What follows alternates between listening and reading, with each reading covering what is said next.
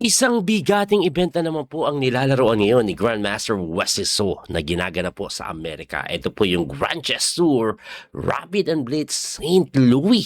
Ayan po yung lineup matindi. Sila Favi, Kimer, Anis, Jordan Manporis, ang kamukha daw natin, Lemon Aronyan, Sindarob, Wesley So, Pragnananda Dominguez, and a Wonder Liang ang tindi ng lineup, no? So, ang format po nito, 9 rounds ng rapid, tapos 18 rounds of blitz. Dapat magla-live ako kagabi, kaso pagod ako, galing kami sa tournament ng anak ko eh. Baka mamaya mag-live ako, medyo late nga lang yung live. Anyway, anong nangyari? Day 1 po, 3 rapid game ang nilaro at Wasiso, kalaban niya agad, walang iba kundi si Grandmaster A Wonder Liang ng Amerika. Puti po si A Wonder, itim si Wesley. Ngayon, sa mga nagtatanong, malakas ba yung A Wonder Liang na yan? Bago po maglaro ng candidates nung nakaraang taon, ito pong si Grandmaster Hikaru Nakamura, abay, nagkaroon po sila ng match ni A Wonder Liang sa standard at tinalo niya po si Hikaru. Ganun po ang nangyari. Anyway, anong nangyari sa laban na to? Tinirahan po ni A Wonder Liang si Wesley ng E4 na sinagot niya ng E5. Nag-knight to F3, knight to C6, and then Bishop B5 Roy Lopez. Na alam niyo naman, pag si Wesley abay tinirahan ng Bishop B5 Roy Lopez, sinasagot niya po yan ng knight F6. Ito po yung Roy Lopez na Berlin defense. At iniiwasan po ito ng mga white kadalasan dahil sa posibleng tabla. Anyway, pagka knight F6, nag-castling lang yan. Ayan, ito po yung tinatawag nilang Berlin defense na popular, yung Ryu Gambit. At ang ginawa po ni Wesley, abay tinanggap niya po yung pawn sacrifice. Kaya tinawag siyang Gambit kasi nagbibigay ng libreng pawn. Pero okay lang yan kasi pagka takes po sa E4, akala mo lumamang ka ng pawn, may tiradang D4 yan. Ganito po kasi ang chess para po sa nagsisimula. Sa E4, E5 na opening, may principle po dyan, do not capture one of the center pawn if your king still at the center. Ano po yan? Popular po yan na principle. Sa kadahilanan, like for example, kumain ka na naman ng isa pang pawn, yung king mo nasa gitna pa, yung king ng white nakakastring lang, may mga pin at medyo delikado po yun. Nakapin ka po eh. Mapipin kasi. Kaya ang ginagawa po dito, instead na take yan, ang ginagawa, binabalik yung pawn, umaatras yung kabayo. Para saan yung atras ng kabayo? Unang-una po, ginalaw niya yung kabayo para maitulak ito. Ngayon, syempre, kakainin to. Pag kinapture mo naman, libre ito. Kaya nga po, ang reaction dyan ng white, kinakapture mo na to. So, pagka-takes, sa akin na-capture yung pawn sa may E5 na binalik lang. Ngayon, coach, the equal lang yan. O, yung king mo nasa sentro. Ang kagandahan, dahil yung pawn na nasa D4, napunta po dito, naharangan, ibig sabihin, walang rookie one check na magbibigay pressure sa king. At ang kadalasang ginagawa po dito is knight to F5. At pagka knight to F5, pinapalit yung reyna para ma-maintain yung king. At syempre, babawiin po yan. Ayan. Ngayon, evaluate natin tong position bago natin ituloy. Kasi popular to pero wala nag-explain masyado eh. Anong nangyari? Ang nangyari po, napunta po sila sa endgame na kung saan lamang ang puti sa pawn structure. Bakit? Double pawn po siya. Yung structure po ng white malinis, walang double pawn, walang isolated. Ngayon, ang tanong, bakit ginagawa yan ng black? Kasi po, yes, nagkaroon ka ng lamang na pawn structure pero pagdating sa minor pieces, lumamang ang itim. Meron siya tinatawag na pair of bishops. Malakas po kasi yung pair of bishop kesa sa pair of knight or knight and bishop. Kaya nga po, ginagawa yan dahil somehow compensator po both side equal. Kung titingnan nyo nga po yung oras nila, nagsimula po yung oras 25 plus 10, pero ang oras ngayon ni A Wonder 26, si Wesley almost 26, mabilis na tumira kasi popular ito. Okay? Meron nga pong naitalang halos 4,000 laro na sa professional level. Anyway, pagka-takes, anong ginawa? Nag-H3. Ang kunat lang ng H3. Now, what's the point of H3? Gusto niya pong mag-G4. Bakit hindi na lang po G4 agad? Gusto niya pagka-G4, depensado agad yung pawn sa G4 ng H3. So, ang ginawa po dyan, nag-H6 naman. Ito pong si Wesley. Kasi, pwede mag-G4, since depensado na to, tatalon yung knight dito, hindi na kailangan depensahan yun. Kaya sabi niya, bantayan ko na agad yung talon mo. Ngayon, pagka 8-6, nag-knight to C3. na sinagot lang ni Wesley ng bishop to 7. Yan talaga yung main line. Ang pinaka-idea po ng bishop to d7, dahil hindi nakakastling yung king at yung king nasa gitna, medyo hindi safe tingnan. So ang plaplanuhin, later on, dadahan-dahanin, tatakbo yan dito, gaganon, gaganon.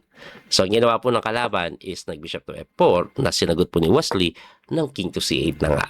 After king to c8, nag-rook to d1 na sinagot ni Wesley ng b6 na nga. Ayun na po yung sinasabi kong takbo.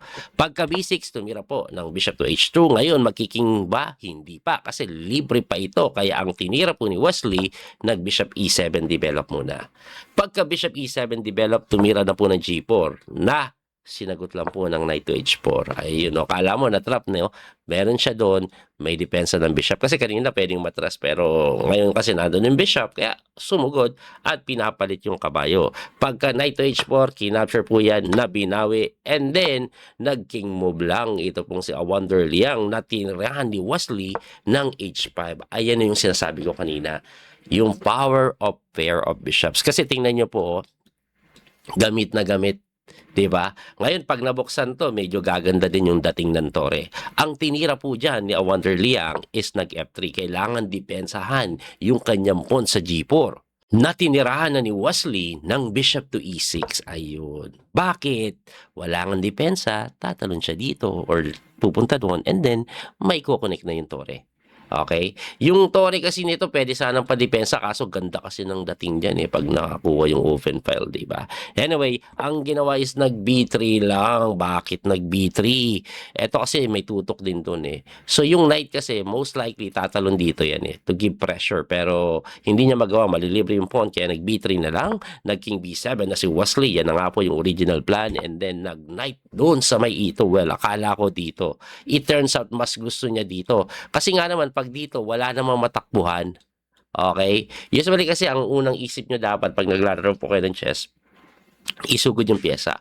Pero sa pagkakataon ito, mas magandang umatras ng konti. Dahil yung square na F4 at D4, mas maganda, may pressure na binibigay. Diba? So pagka knight to E2, nag-rook A to D8 na. Kumontrol ng file na sinagot ng knight to D4 na nga. Abay, tatanggalin ata yung pair of bishop, kakapturin yan. Pero sabi ni Wesley, wala akong pake. Kainin ko lang yung pawn mo. Siyempre, mapipilitan ka, bawiin yan.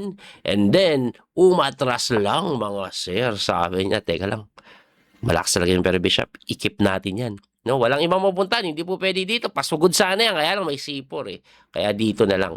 Patras muna. For the meantime, wag lang mapalit yung kanyang pair of bishops. Anyway, ang ginawa is nag-bishop to G3, talagang ipapalit. Kasi malakas yan Sabi naman ni Wesley, malakas nga malamang hindi. Ako papayag. Kaya siya ay umatras lang sa may E7 na tinirahan ng knight lang doon. Bakit umatras yung kabayo? Hindi ko po alam. Hindi alam no? Pero tingin ko po, ang kanyang plano, kaya siya umatras, lilipat. Hindi ko lang sure kung dito po yung lipat niya tapos gaganon. Or dito, tapos gaganon. Hindi ako sure. Kasi pag kailangan mo kasi makapunta dito, with the idea of F4, tulak-tulak mamaya. Diba? Hindi pa lang magawa dahil may bishop kasing malakas. Pero tinitingnan ko kung saan yung pinaka-plano niya No? Baka dito. Tapos ganun. Tingnan natin. Kasi ako hindi ko maintindihan yung atras Ibalik ko nga. Ang number 1 engine move is knight F5 equal No? Mapipilitan siyang siraan yung pawn structure niya. At least mawawala yung pair of bishop. Pero hindi ginawa ni Wonder Liang yon. Ang ginawa niya is knight to E2 na nga na tinirahan po ni Wesley ng A5 lang. So pagka A5, ayun, doon siya pumunta sa knight to C3. Bakit sa knight to C3? Ang ginawa ni Wesley kasi dyan, nag-bishop to E6 Pagka bishop to E6, ay, ang gagawin niya yung sinasabi ko, nag-bishop to F4 para mapalit lang ba? Anyway, pagka bishop to F4, nag-C5. Ayun na nga, yun na nga po ata yung plano. Yung sinasabi ko. Pero sabi ni Wesley, eto po, tandaan nyo basic ito exchange your good ones to bad ones. Ang ibig ko pong sabihin dyan sa pawn, tingnan nyo pong mabuti. Okay? Double pawn. Ito, healthy pawn. So, ang ginawa ni Wesley, siya po ay nag-C4. Para saan? Healthy pawn, mapapalit sa double pawn. So, ibig sabihin, yung kaninang compensation dahil pangat yung pawn structure, mawawala. At ang matitira, pair of bishop ni Wesley. And tingnan nyo pa evaluation ng engine kung kanina equal, ngayon po slightly better na si Wesley. Yun ang nangyari. So pagka C4 po, tumira po yan ng bishop to G5.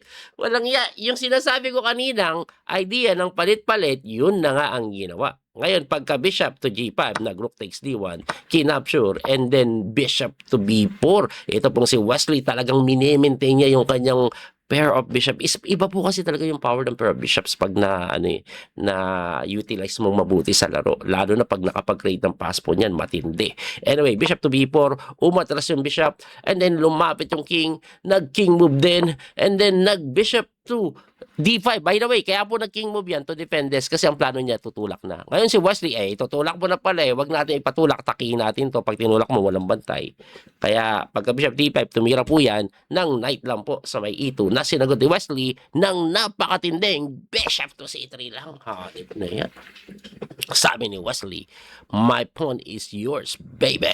Pwede po kasing kainin ito libre, pero pagka takes, may bawi naman doon sa siya ngayon ang may sira-sirang pawn structure. Kaya ang ginawa po niyan, dumipensa. Pagka-depensa, tumulak lang si Wesley, nag-create na ng something sa may queen side dahil nga po, pero bishop siya, pag nakapag-create ng pass pawn niyan, sakit niyan. Anyway, 3 minutes lang sila dito pareho pagka B5 and nag-knight to E4, hitting the bishop na tinirahan lang ng bishop to B4 again. Ayaw talagang ipalit. Tumira naman po ng knight to G5. Hindi ko alam kung para sa yon kasi ito pong inaatake niyang pawn, depensado naman. Hindi nagustuhan ng engine yan. Pero si Wesley, ang tinira niya, hindi daw number 1 engine move. Kasi, ang number 1 engine move dito, mag-rook ka dito, tapos itulak mo. Sabi ni Wesley, hindi ko kailangan ng rook to A8, itutulak ko na agad yan. Hindi nagustuhan ng engine, pero lamang pa rin. Pagka A4, kinapture. Ayun, kasi may takes Ang kagandahan kasi dito, hintayin mo lang, pagka A4 takes, rook takes ka, mabilis malilimas yung mga pawn sa may queen side, no? Anyway, binawi po yan ng pawn, of course, and then nag-rook lang po sa may B1, hitting the bishop, of course, umatras lang, ganda ng bishop to C3, pressure sa E5, no? Na sinagot po ni Wonder Liang ng E6, naging question mark. Alam niyo kung ba't niya natira yan? Sa sobrang time pressure, 40 seconds on the clock, walang matira. Wala siyang matira dyan, tingin ko, no? Kasi gaganito po yan Pam, pam, pam, boom. Yun ang plano ni Wesley. So babagsak to. Pag bumagsak to, tuloy-tuloy ang ligaya. And that's already winning. Kaya sa sobrang taranta, sabi niya, maka-counterplay man lang, mag-E6 na lang. Para sa yung E6 na yan, gaano kaganda ang kanyang plano, sir, kung sakaling tikman mo, tatalon siya dito. Hitting the rook. Pag gumalaw yung tore, with a check dito. So, 1 pawn down siya, pero kahit papano, yung knight nang gugulo-gulo. Yan po ang plano niya. So, walang mapuntahan yung like, ipakita ko lang example, ganun, may ganun, rook F8, ganun. Check. Pag gumanito ka, may check pa. Ay, hindi pala, knight D7, mas maganda. Visit. Ayun pala. So, may ganyan mangyari. Kaso, kakapturein yan. Ngayon, coach, di ba winning yan 1 pawn na PS? Pero 2 pawns up pala, yes. Ayan. Pero at least ito may chance baka makatabla. Kahit kasi 2 pawns up kapag opposite bishop may chance pa. Losing pa rin. Pero last chance na yun. Pero balik tayo doon Puro ako pero Kasi si Wesley nakita yon. Sabi ni Wesley, ba't kita bibigyan ng chance kung pwede namang wala? Ang ginawa niya, simpleng F6 lang. Anong pinakaiba? Pag nag-knight to F7 ka, atake lang dito, walang knight to E5 dahil covered ng pawn. Kaya nga po, ang ginawa na lang yan, nag-knight to E4 bumalik, at pagka-atras ng bishop sa A5, naku, mali pa pala yun. Wala na din kasing type si West. Balik natin, Ang simple daw ng gagawin, kainin mo na lang, tapos saka mo tulakan, ayun, wala pa lumago, tapos check na ganun, tapos check na naman, tapos kain nun, pass pawn. Yun ang pinapatira ng engine. Ewan ko, naintindihan niyo yung mga araw, pero basically, mali daw po ang bishop to A5 sa kadahilanan na merong tira dyan na kung saan, mawawala ang pair of bishop ni West. May tirada pong bishop to D2 na hindi nakita ni Wonder Liang. Opo, kasi pag umatras ka dyan, rook to E1, nako po, may pass pawn. Di mo na makain na ganun kasi may knight takes F6 Di ba? May counterplay pero mahirap makita to. Nakakatakot itira din. Kasi pag ginawa mo yan, mukhang may capture dito, capture doon. Ganyan, no? Ito yung mukhang unang tingin na tinitingnan ko. Pero opposite bishop, again, the chances of getting a draw is high. Yun ang problema. May pass pawn pa. O no? Pwede dito. Tapos ganun lang eh. Babantay mo yan throughout the game. Anyway, punta tayo sa nangyari. Pagka bishop to a5, nagtulak ng pawn. Then, nag-rook to e8 lang. Ayan, babagsak na yung pass pawn. Kaya okay na kahit mag-bishop dito ka. Ang ginawa is nag-rook lang doon, kinapture. Tapos tumira doon, pinapressure yung pawn. Wala na silang time na tinirahan lang ni Wesley ng check. At pagka king move, pakihanap nga yung brilliant move. Kasi tapos ang labada pagkatira ni Wesley. Ano? Kita niyo na? Ipakita ko na. Walang magawa. Naparisay na lang mga sir dahil pagka-capture mo dito, takes, ayun. Pwede naman lumapit. No, pwede lumapit. Opposite bishop, pero ito po, 3 po ng kalamangan, wala eh. Sobrang daling ipanalo nito. So, 3 po na yun eh.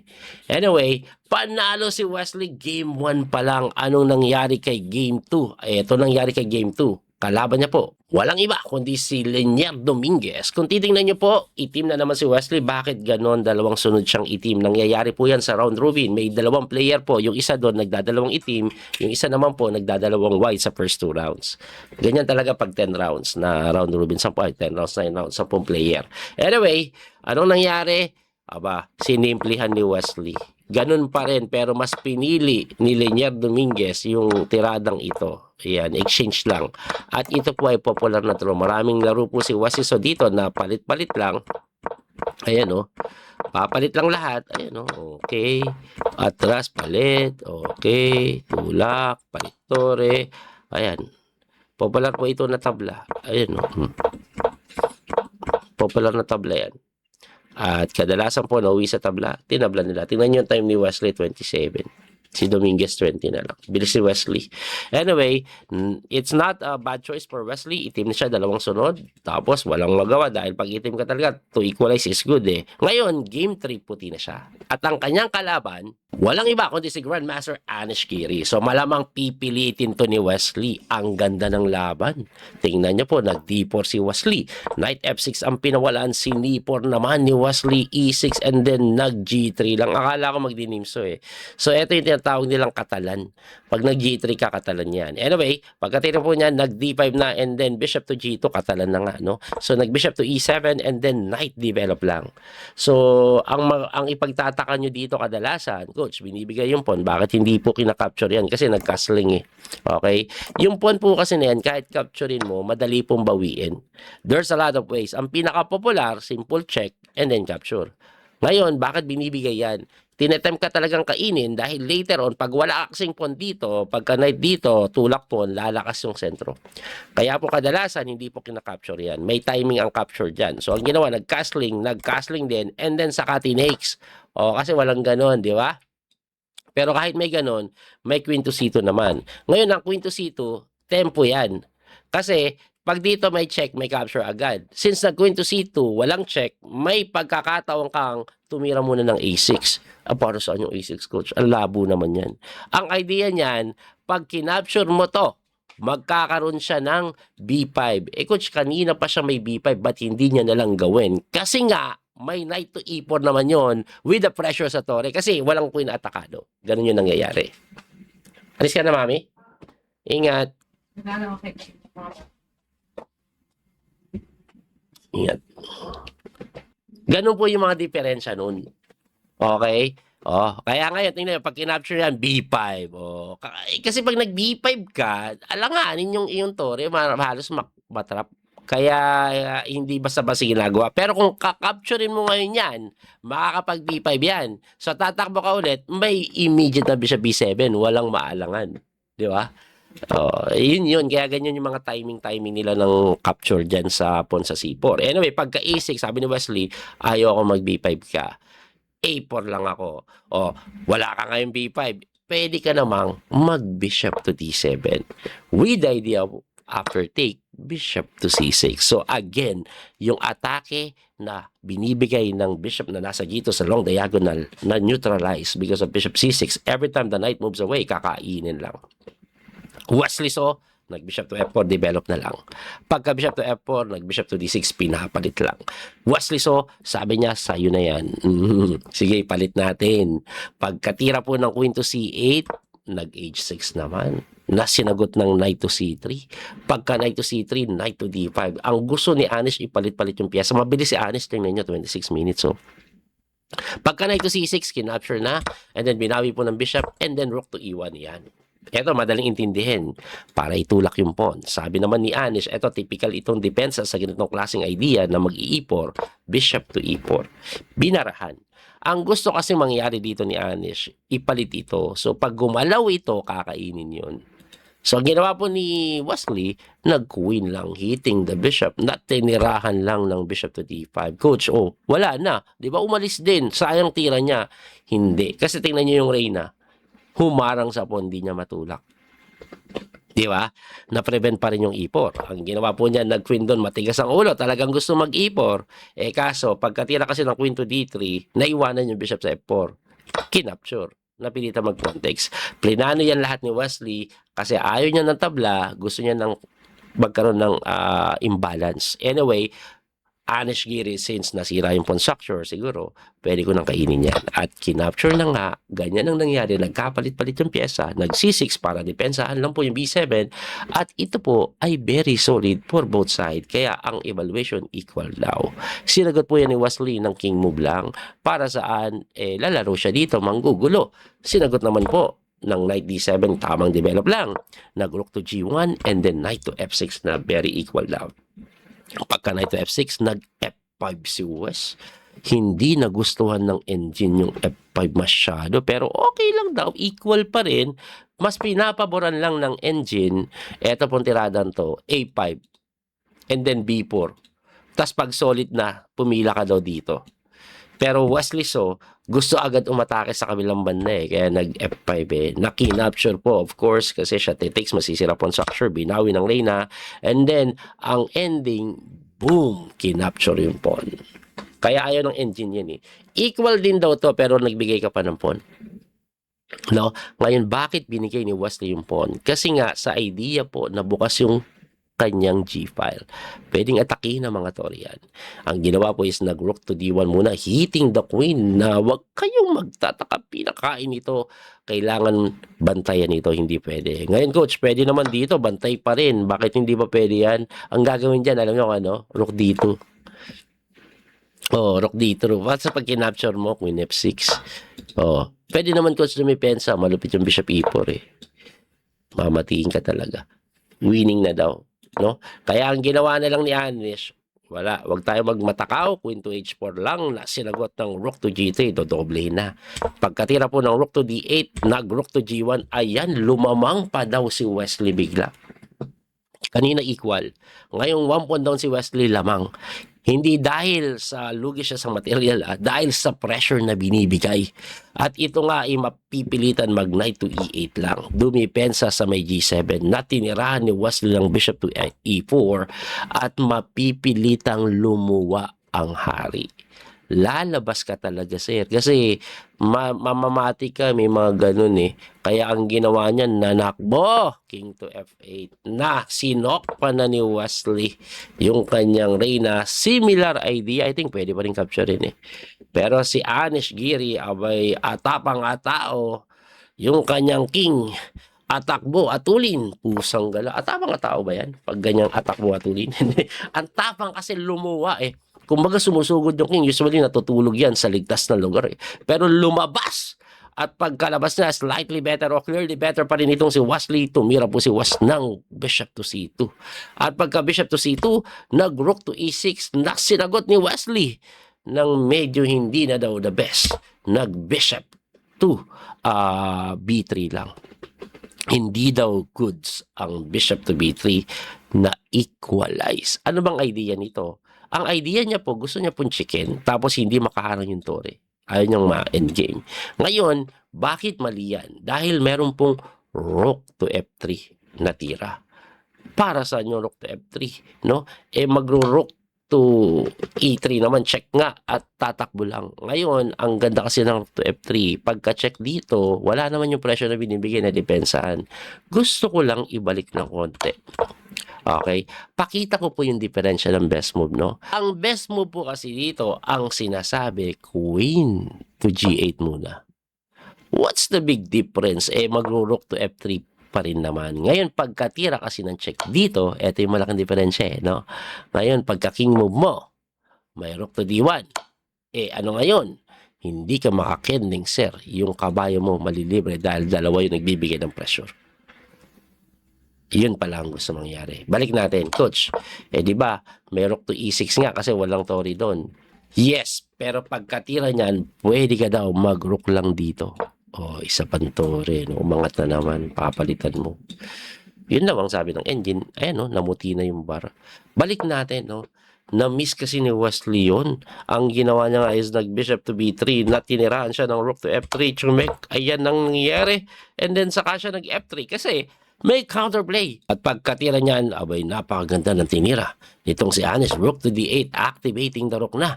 So, ang ginawa, pumasok yung Reyna, excellent move, pero it's too late a bit kasi pagka Queen to F2, yan yung magandang tira ni Anish. Pagka Queen to F2, nahihit yung tore, nag-rook to E5, pasadong gumalaw no? Anyway, pag dito ka po kasi pupunta lang yan doon. Walang kasunod tas weak na to. So, kaya rook E5 ang ginawa para may depensa dito. Tapos, check. May mga ganun pa ring idea, no? Kaso, sabi ni Anish, kahit ano pang gawin mo ngayon, kasi pwede din palang kainin to. Kahit ganyan ka pa, sir. Ang gagawin ko lang ay napakasimpleng brilliant sacrifice. Boom! Pusong ko lang. Sinacrifice yung tore. Alam nyo idea? Pag kinapture mo, check, tabla. Makakatabla na siya. Sabi ni Wesley, huwag ka muna tumabla, sir. Less than a minute ang time mo. 3 minutes pa ako. Tirahan din kita ng isang panggulo. Queen to F8. Grabe naman yon. Walang pansinan. No? Ang pinakatema, siguro, check po dito and then kakainin yon. Basta may check dito, may pressure na bibigay. Anong ginawa ni Anish? Sabi ni Anish, mahilig ka din pala mag-brilliant move. Isa pang brilliant move. Pusang kining move lang. Pagka king move na ganyan, anong bang nangyayari mga sir? Ang dami nakabitin. Binitin niya. Pag kinapture mo to, again tabla.